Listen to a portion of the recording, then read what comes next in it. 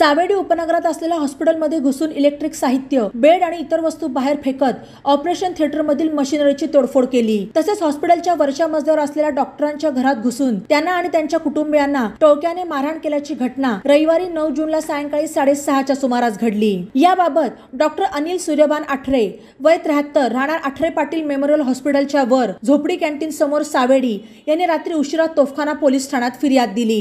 झोपडी कॅन्टीन समोर असलेल्या त्यांच्या आठरे पाटील मेमोरियल हॉस्पिटलमध्ये रविवारी 9 जूनला सायंकाळी 6:30च्या सुमारास आरोपी गणेश सर्जेराव फसले राहणार ओम रेसिडेन्सी तपोवन रोड घंट्या उर्फ गणेश घोरपडे आणि त्यांच्या समवेत काही अनोळखी इसम आले। त्यांनी जोरजोरात शिवीगाळ करत हॉस्पिटलमधील बेड, इलेक्ट्रिक साहित्य आणि इतर वस्तू बाहेर फेकत नुकसान केले। त्यानंतर ऑपरेशन थिएटरमधील मशिनरीची तोडफोड केली। तसेच हॉस्पिटलच्या वरच्या मजल्यावर असलेल्या डॉक्टर आठरे यांच्या घरात घुसून त्यांना आणि त्यांच्या पत्नी आणि मुलीला शिवीगाळ करत लाथाबुक्क्यांनी मारहाण केली।